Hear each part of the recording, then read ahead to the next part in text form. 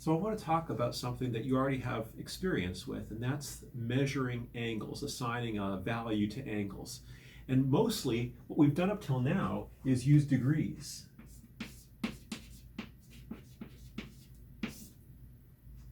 So you all know that a right angle, for instance, is 90 degrees, and what we call a straight angle, half a circle, is 180 degrees, and a full circle is 360 degrees, which makes sense. Two right angles make a straight angle, and two straight angles make a full circle all the way around. It's going to be 360 degrees. Where do these numbers come from? 90, 180, 360? Why take a full circle and divide it up into 360 parts? Why not why have a right angle divided up into 90 parts? I mean, if once you make one decision, once you decide a right angle is going to be 90 somethings, we call them degrees, and of course, this is going to be twice that, and this is going to be twice this. So once you decide on one of these, the others are all going to make sense. But why make a right angle 90 degrees? Why not make it 100 somethings? As a matter of fact, there are some ways to measure angles where a right angle is 100, what they're called is gradients. 100 gradients makes a right angle. You probably haven't used that before. Engineers, especially civil engineers in the old days, used that a lot. If a right angle is 100 gradients, then this is going to be twice that, 200 gradients, and a full circle is going to be 400 gradients. We don't use that very much. But why these numbers? Why 90, 180, and 360 for a full circle? The point is that 360, there's nothing magic about the number 360 for a full circle. It just happens to be a number that's divisible by a lot of things. So it's easy to divide it up into a bunch of even parts. 360 is divisible by 2, it's divisible by 3, it's divisible by 4, it's divisible by 5, it's divisible by 6. The smallest number that you can't divide 360 evenly by is 7, and it's divisible by a lot of other numbers too. And so it just happens to be a nice number to work with. We actually get these things with 360 and 90s, anything with 12s and 60s in it. It all comes from the same culture. It all comes from the Babylonians. And the Babylonians needed a good mathematics where things were evenly divisible because the Babylonians were great at two things. One is astronomy, and the other is architecture. They were great builders and they were great astronomers. The Mayans came up with exactly the same system. They divided things up into 360s and 60s and 12s also for the same reason. They were great astronomers and they were great architects, and so they needed a good, solid mathematics. But really, the choice to divide a full circle up into 360 parts is very arbitrary. I'm going to show you an alternate way of dividing up a full circle. Instead of into degrees, we're going to divide it up into radians.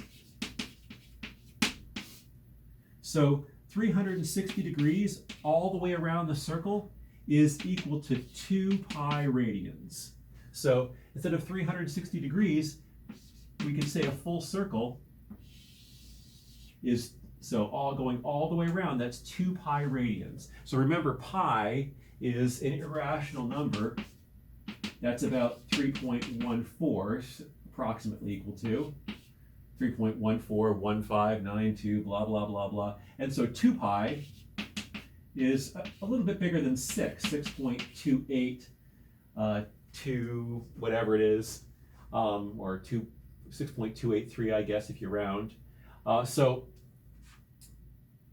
Instead of dividing a full circle up into 360 parts, each one called a degree, we're going to divide it up into 2 pi parts, each called a radian. So if a full circle is 2 pi, then a half circle is just going to be pi, and a quarter circle is going to be half of that, pi divided by 2.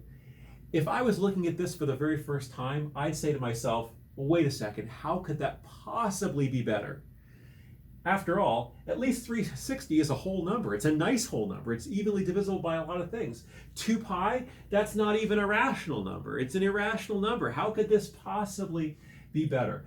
I promise to come back and answer that question in a few minutes. But first, let me just show how to convert between degrees and radians. So degrees to radians, multiply by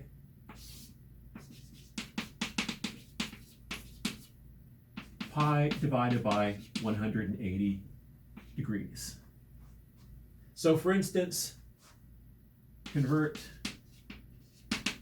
45 degrees to radians.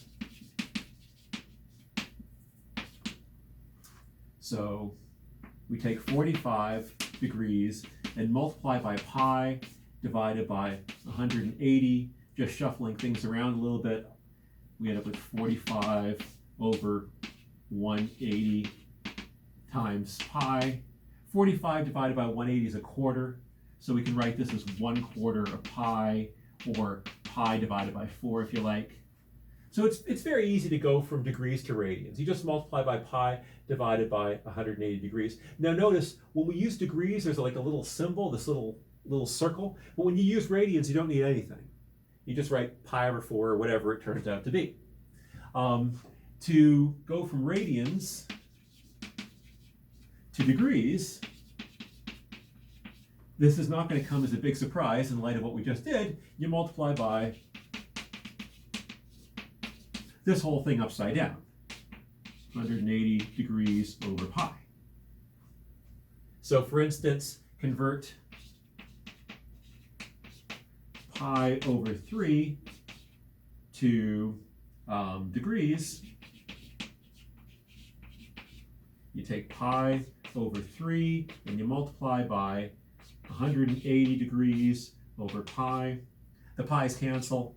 You have 180 degrees over 3, which is just 60 degrees. Easy to go back and forth.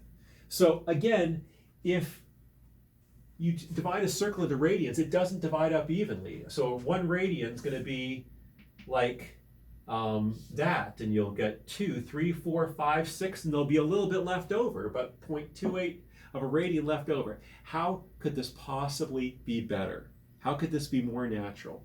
Let me show you a formula.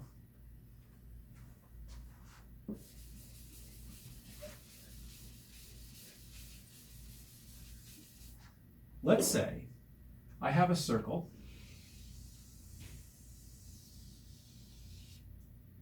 Okay, I know my circle looks like a potato. I'm sure in your notes it looks like a circle. With radius r, and I take a little sector of that circle, a little pizza crust.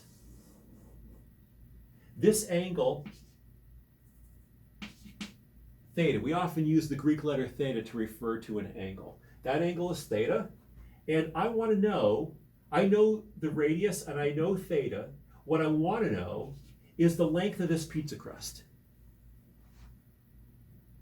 Okay, I know the angle, I know the radius, I want to know the length of the pizza crust. Then here's the formula. The length of the pizza crust, the length of this little arc here, it's called an arc, is equal to r times theta. That's all you do. You take the radius and you multiply by the angle. And this only works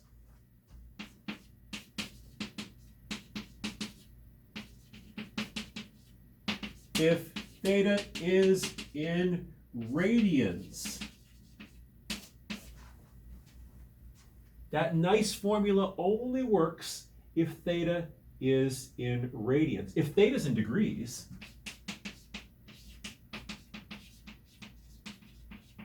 the formula for the length of that arc is equal to r times theta times pi divided by 180.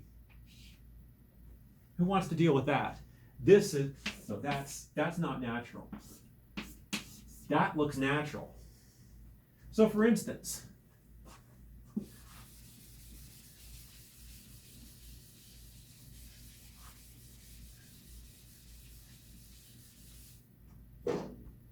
let's say I have a circle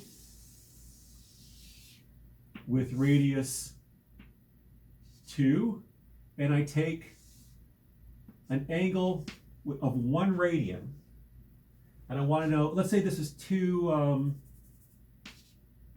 meters. And that's an angle of 1 radian.